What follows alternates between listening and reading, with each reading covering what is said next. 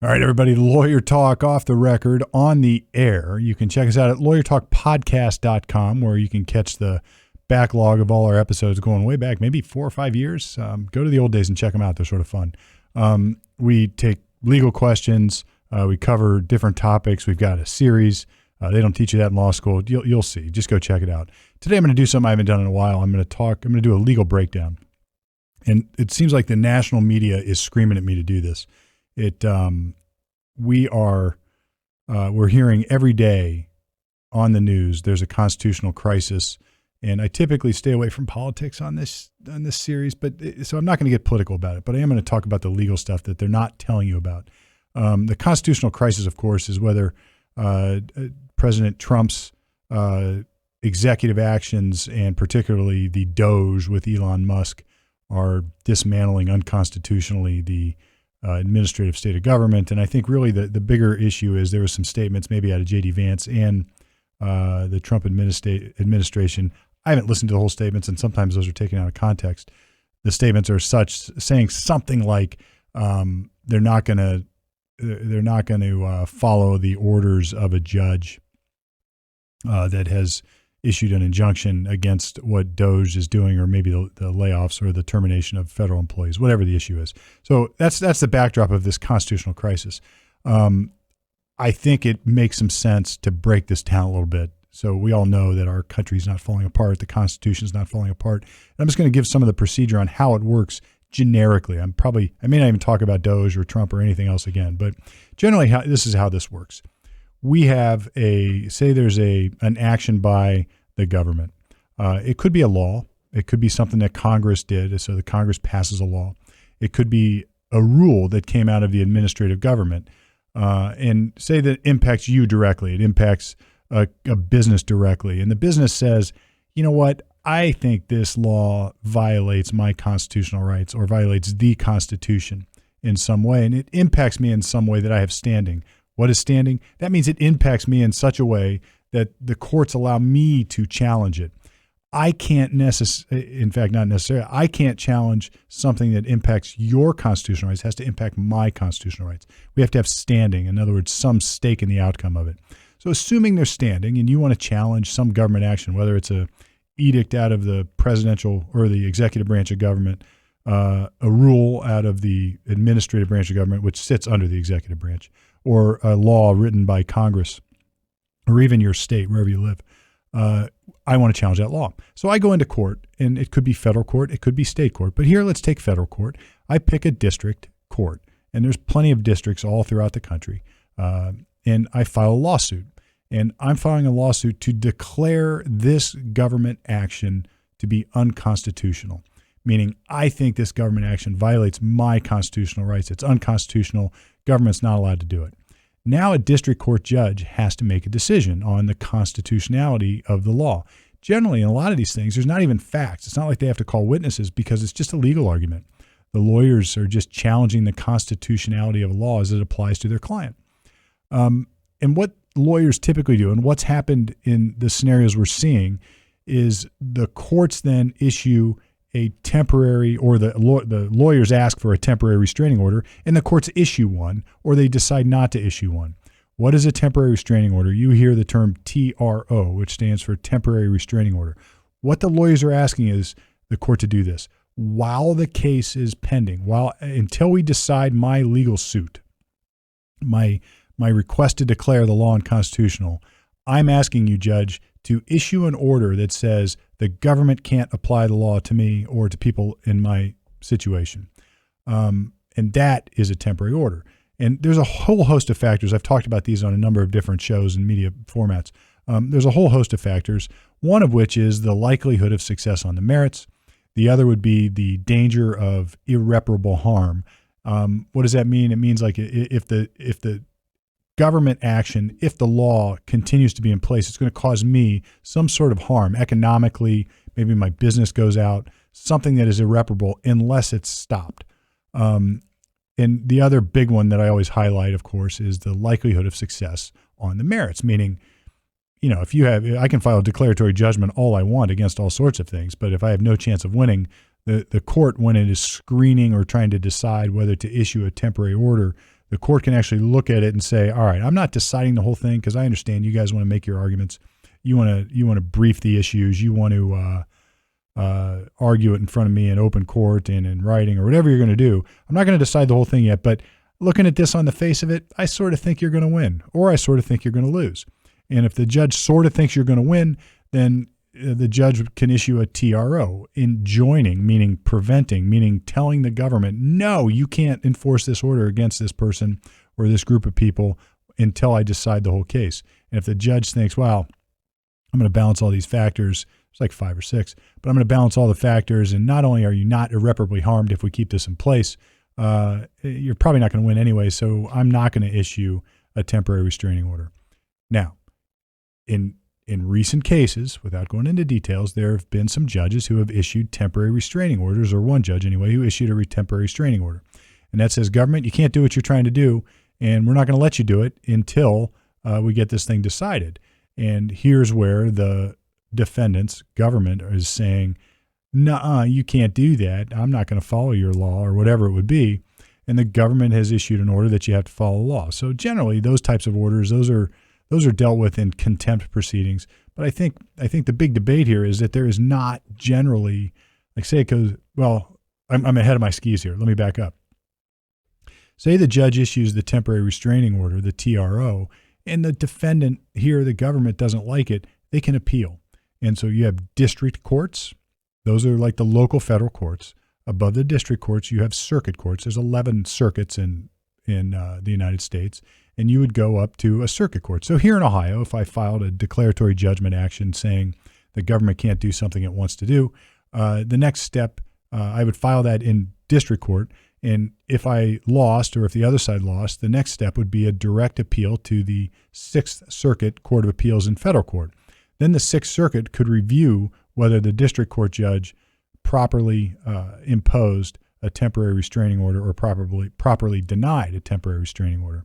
And then, of course, you probably already guessed it, if you don't like what the Sixth Circuit does, you can go up to the U.S. Supreme Court and have them review that. And this has happened in a lot of stuff in the last several years. Think COVID and some other implementation of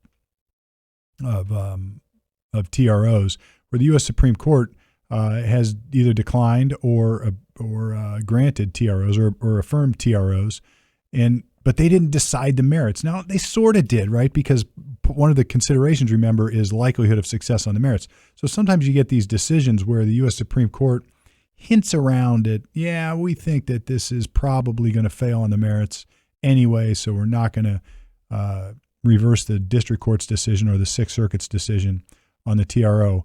So we'll send it back. Or they may pick one of the other factors. Who knows? Or they may just say we're not ready yet. We'll decide this on the merits when it comes to us, but we're not ready yet. For now, lower courts, you do your jobs, deal with it. So really, and then I saw an interview. I'll use the name again. President Trump the other day, I don't know if it was yesterday or the day before, says something like, no, we're going to respect I don't think he used the word respect, but he basically said, we are going to appeal the TRO decisions to the Court of Appeals. That would be whatever circuit court, appellate court, and federal court that would be directly above the district court. And then if they win there, the other side inevitably will appeal that to the U.S. Supreme Court. And that is not a constitutional crisis, folks. That's how things are supposed to work. Now, ultimately, here's the question. If and when the U.S. Supreme Court decides something, say they say we are going to approve a temporary restraining order on some of this stuff. Now the question is, how do they enforce it? And that's where the question gets sort of dicey, because there is no mechanism. It's not like the Supreme Court of the United States has an army that they can go enforce the order. And if you go back famously to President, I think it was Andrew Jackson, he shirked the responsibility of the Supreme Court at one point. But, typically speaking, we all sort of respect the governmental authority. And so far what I'm seeing, that's exactly what's happening. Now, this is good. If you turn back your history books, this is not unusual. I talked about this on another show. I just finished a book on a famous legal decision called Marbury versus Madison. And Marbury versus Madison, I'm not going to go into the depths of it, but it basically created this idea of judicial review, the very thing that I'm talking about, the idea that the U.S. Supreme Court can review actions of Congress and determine whether they are constitutional or unconstitutional. Now, that had to do with an ongoing debate between Adams and then his successor, Jefferson. And these guys were at odds. And Adams had passed in his time something called the Sedition Act. And he had arrested a bunch of people in the opposite political party, and a lot of people were prosecuted under the Sedition Act. Jefferson comes in and, of course, pardons everybody. Does that sound familiar? And it resulted in it all shook out and resulted in some legal decisions out of the U.S. Supreme Court the way it should. And guess what? They were but they were creating the procedure as they went, and it still worked out. That was we're talking about, listen, Washington, Adams, Jefferson. We're talking about the first three presidents, and then Madison, Monroe, John Quincy Adams. You remember it from history. But anyway, it's not the first time we've dealt with this. I don't think this is going to amount to a, quote, constitutional crisis. And look, irrespective of where you fall in the political spectrum, this is not about that. Our system tends to work. It tends to work. It tends to endure the roller coaster ride. And I love it because I'm a lawyer. I'm not going to call myself a legal scholar because that's a little bit, I'm just not. But I love this stuff. I love reading about it, and I love learning about it, and I love looking at the history. And so go back in time and drop the rhetoric for a little bit and just sort of review how this is really working and how it's supposed to work. And I think you're going to find it is working how it is supposed to work. We have requests for temporary restraining orders. They have so far in one situation at least been granted. The Court of Appeals will review that. We'll see what that court does. Then we'll see what the U.S. Supreme Court does. And then we'll see if we ever get to this point where there's an actual constitutional crisis. I doubt it. I think that is a gross exaggeration. The courts work. That's what I love about being a lawyer. That's what I love about studying the law, is that it all seems to work. And guess what? And one more final point. It's not supposed to work perfectly. Nobody's supposed to get exactly what they want. The executive branch is not supposed to be all-powerful. The legislative branch is not supposed to be all-powerful, and the judicial branch is not supposed to be all-powerful. And if you're thinking, well, look, we can't get anything done as a federal government, well, it's sort of how it's supposed to be. If you give one side or one branch all the power, then I firmly believe in the old Lord Acton quote, power corrupts and absolute power corrupts absolutely. Our founders believed in that. Our legal system is premised upon that. Our constitutional system is premised upon that. We're not going to fall apart, folks. There's not a crisis. The courts will sort this out. It may not go the way you like it on your political side, or it may not go the way you like it on the other political side. I'm not going to take sides. I'm just going to tell you it'll work itself out. And also understand this. In the conflict, we get resolution. So a constitutional crisis, I don't know. What we have is a legal conflict. We have this notion that maybe the executive branch is taking on some authority that the other side doesn't like. And it hasn't been often, maybe never, that our U.S. Supreme Court has actually dealt with that issue. Our U.S. Supreme Court, maybe it's high time they do. So, we might get some resolution out after we weather the storm. There is nothing is ever easy, and our system isn't supposed to be easy. And the term that we often use is adversarial. In other words, it is a clash of ideas. It's a clash of arguments. It is one side pitted against the other side. And in that conflict, we get resolution. And if nothing else here, we're going to get some Supreme Court authority on issues, the issues of the day. What's the presidential power? What's the presidential power over the administrative form of government? What does the 14th Amendment have to say? And how should that be applied? There's been many, many landmark U.S. Supreme Court decisions throughout history. And if we didn't have those landmark U.S. decisions, they wouldn't be landmark U.S. Supreme Court decisions. We wouldn't know what the rule of law is. So, and if you didn't have conflict, those landmark decisions never would have happened if we didn't have conflict behind them.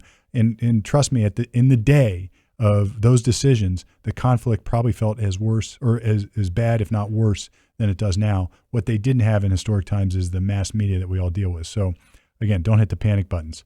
So as close as you're ever going to get to politics on Lawyer Talk, but I felt it's necessary just to give everybody the backdrop. And by the way, this stuff happens all day, every day. I've filed declaratory judgment actions in something as menial as Ohio's gambling law, and whether or not Ohio can pass a law banning, or the law that Ohio passed actually banned local skill games and such like that. So, I mean, look, this is normal procedure. It happens all the time, and it's happening now, just on a bigger scale with politics involved and media interest involved. So never fear. Our Constitution is well intact, and it will work, I promise. Lawyer Talk. And one last thing. If you want me to cover a topic, I don't do these breakdowns often, but I do like to do them. If you want me to cover something, shoot me a message on the social media sites, or send me a question at lawyertalkpodcast.com. I'll be happy to try to cover it. And if I can't, I'll try to find somebody who's got the expertise who can. So Lawyer Talk, off the record, on the air, at least until now. Hey, Steve Palmer here from Lawyer Talk. Thanks for listening. Hope you enjoyed it. Check us out, all our social media. Like, share, interact, ask your own questions. We're here for you.